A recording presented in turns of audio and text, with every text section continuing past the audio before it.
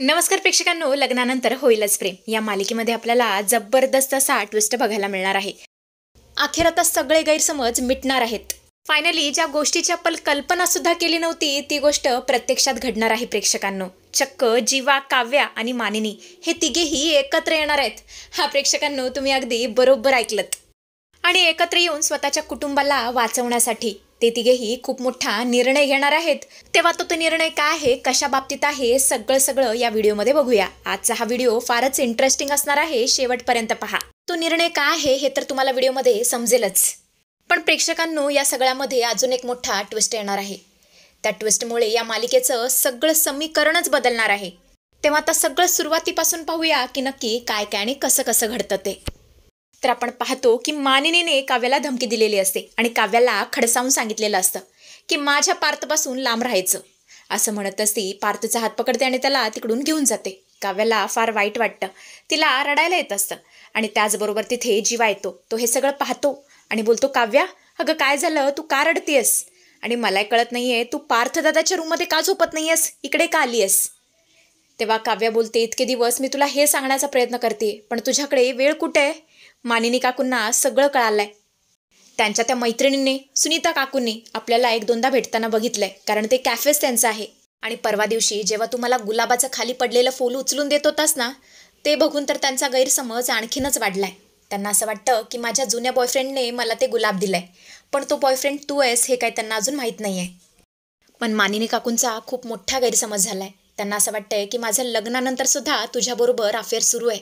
त्यांना असं वाटतंय मी त्यांच्या मुलाला फसवते आणि म्हणूनच त्यांनी मला लांब राहायला सांगितलंय त्यांच्या मुलापासून. आणि हे सगळं कळाल्यानंतर जीवाला चांगलाच धक्का बसलेला असतो. त्याच्या तर पायाखालची जमीनच सरकलेली असते. तो म्हणतो, नाही आईचा काहीतरी चुकीचा गैरसमज झालाय आणि तो आता आपल्यालाच दूर करायला हवा. कारण हे सत्य जर आपल्या घरच्यांना कळालं तर आपलं कुटुंब उद्ध्वस्त होईल. कारण हे सत्य ना तू पार्थदादाला सांगू शकतेस ना मी नंदिनीला. चुकून जर आईने भावनेच्या भरात हे पार्थदादा किंवा नंदिनीला सांगितलं ना तर सगळं अवघड होईल. नाही, वेळ जायच्यात आपल्याला आईला सगळं सांगायलाच हवं, तिचा गैरसमज दूर करायलाच हवा. चल काव्या, आत्ताच्या आत्ता आईकडे चल. असं म्हणत असतो आता काव्याचा हात पकडतो आणि तिला फराफरा खेचत आईच्या रूममध्ये घेऊन जातो. काव्या नको म्हणत असते पण जीवा काय ऐकत नाही. तो आता काव्याचा हात पकडतो आणि मानिनीच्या रूममध्ये येतो. मानिनी बोलते, काय तुम्ही दोघे इथे का आलाय? आणि तुला तर मी किती वेळा सांगितलंय माझ्या नजरेसमोर येऊ नकोस. तेव्हा जीवा बोलतो, आई मला सगळं कळलंय. तू काव्यावरती का चिडलीयस आणि तिला गेस्ट रूममध्ये का पाठवलंयस ना, मला सगळं माहितीये. मानिनी त्याच्याकडे एकदम रागाने बघू लागते, आश्चर्याने बघू लागते आणि बोलते, का तुला का असं वाटतंय? तेव्हा जीवा बोलतो, तुला असं वाटतंय ना की काव्याचा अफेअर आहे आणि ती कोणाला तरी भेटायला जाते तिच्या बॉयफ्रेंडला? तेव्हा मानिनी बोलते, पण तुला हे सगळं कसं माहिती? तेव्हा जीवा बोलतो, ते सोड गं, मला कसं माहिती हे महत्त्वाचं नाहीये, पण तुला असंच वाटतं ना म्हणून तू काव्यावरती चिडलीयस ना? मानिनी हो बोलते. तेव्हा जीवा बोलतो, ठीक आहे, तर आज मी तुला सगळं सांगतो. तो बॉयफ्रेंड दुसरा तिसरा कोणी नसून मी आहे. मी काव्याचा आधीचा बॉयफ्रेंड आहे. आणि हे सगळं ऐकून तर मानिनीला खूप मोठा शॉक बसतो. तिला हे सगळं पटायलाच तयार नसतं. ती म्हणते, जीवा उगाच काही एक खोटं बोलू नकोस. तू काव्याला वाचवण्यासाठी हे सगळं बोलतोयस ना? तेव्हा जीवा बोलतो, नाही, मी तुझी शपथ घेऊन सांगतो, तुझ्या डोक्यावरती हात ठेवून सांगतो, खरंच मी तिचा आधीचा बॉयफ्रेंड आहे.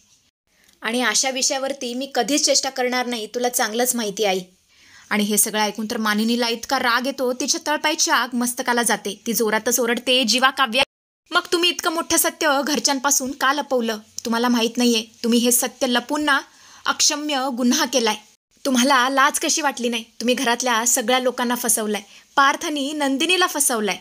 जीवा, ही मुलगी तर परकी आहे रे, पण तू माझा स्वतःचा मुलगा असून मला अंधारात ठेवलंस, मला फसवलंस. तुम्ही दोघांनी मला फसवलंय, मला अंधारात ठेवलंय.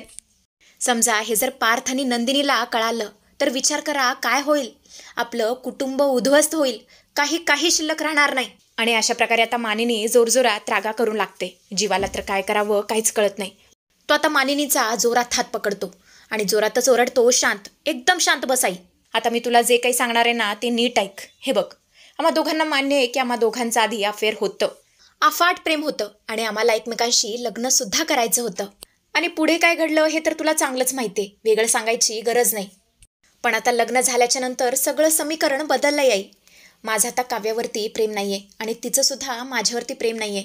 आणि तुला जर ही गोष्ट पटत नसेल ना तर मी तुझ्या डोक्याची शपथ घेऊन सांगतो की मला काव्याविषयी कसलेच फिलिंग्स उरलेले नाही आहेत. आणि आता माझ्या आयुष्यामध्ये फक्त एकच मुलगी आहे, ती म्हणजे नंदिनी, आणि कायमस्वरूपी तीच असणार.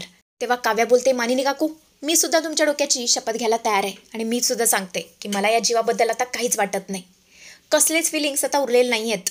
तेव्हा मानिनी बोलते, ठीक आहे, तुम्ही माझी शपथ घेतली आहे, पण त्या दिवशीचं काय? सुनीताने त्या दिवशी मला असं सांगितलं की काव्याचा बॉयफ्रेंड तिला रोज देत होता, म्हणजे गुलाबाचं फूल देत होता. हा काय प्रकार आहे? आणि मला कळत नाहीये, तिचा बॉयफ्रेंड म्हणजे तू तिला का गुलाबाचं फूल देत होतास? लग्नानंतर तुमचं अफेअर नव्हतं ना, मग तुम्ही का भेटला एकमेकांना?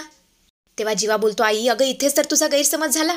त्या दिवशी त्याच कॅफेमध्ये माझी एका माणसाबरोबर मीटिंग होती आणि बरोबर मी काव्याला धडकलो, तिच्या टेबलला धडकलो. टेबलवरचं फूल खाली पडलं आणि तेच गुलाबाचं फूल देताना मला सुनीता काकूनी बघितलं आणि हा सगळा गैरसमज झाला.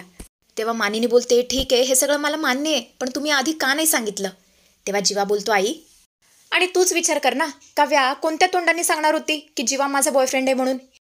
हे सत्य जर आधीच तुला कळालं असतं तर तुला काय वाटलं असतं, तूच विचार कर. आपलं कुटुंब उद्ध्वस्त झालं असतं. आणि आई, आता ही गोष्ट मी तुला सुद्धा सांगतोय, ही गोष्ट आता आपल्या तिघातच ठेवायची, कोणाला सांगायची नाहीये. कारण ही गोष्ट जर चुकून जरी बाहेर कोणाला कळली, म्हणजे नंदिनी किंवा पार्थ या दोघांपैकी कोणाला जरी कळली ना, तर आपलं कुटुंब उद्ध्वस्त व्हायला वेळ लागणार नाही.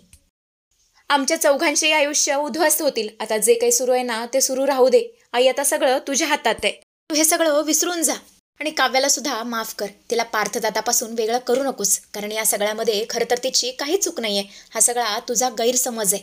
तिच्या जागी जर दुसरी कोणतीही मुलगी असती ना, तर सरळ घर सोडून गेली असती. पण तिने चुपचाप तू दिलेली शिक्षा स्वीकारली.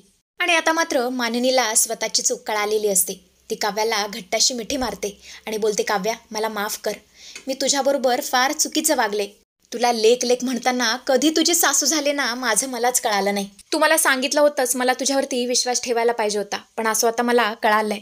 आणि आता मी तुम्हाला वचन देते, हे आपल्या तिघातच राहील, बाकी कोणालाच कळणार नाही. आणि अशा प्रकारे आता तिघेही एकमेकांच्या हातावरती हात ठेवतात आणि वचन घेतात की ही गोष्ट आपण कोणालाच बाहेर कळू द्यायची नाहीये. एक वाईट स्वप्न आहे म्हणून विसरून जायचं आणि पुन्हा हा विषय कधीच काढायचा नाही. आणि अशा प्रकारे तिघांनी आता वचन घेतलेलं असतं. सगळा विषय, सगळे गैरसमज आता मिटलेले असतात. आणि आता मात्र प्रेक्षकांनो, सगळं निवळलेलं असताना जे घडायला नको पाहिजे होतं जे नको घडायला पाहिजे होतं तेच घडतं. ज्या गोष्टीची भीती होती तीच गोष्ट घडते. ते म्हणजे रम्या हे सगळं ऐकते आणि आता तिला कळून चुकलेलं असतं की मानिनी काव्यावरती का चिडलीये. ती बोलते, ओ, हे सगळं सुरू आहे तर म्हणून सकाळी मानिनी काकू, मानिनी मामी एवढी काव्यावरती चिडली होती. ही तर फार मोठी गोष्ट हाती लागली आणि आईला तर हे सगळं सांगायलाच पाहिजे.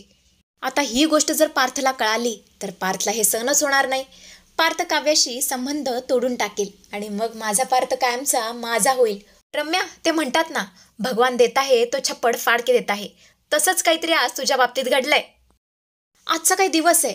आधी माझी आणि आईची शिक्षा माफ झाली आणि आता तर माझ्या हाती एवढं मोठं घबाड लागलंय ना की वासच. आता पार्थ माझाच झाला कायमचा. तर असा काहीसा घाणेरडा ट्विस्ट आपल्याला येताना बघायला मिळणार आहे प्रेक्षकांना.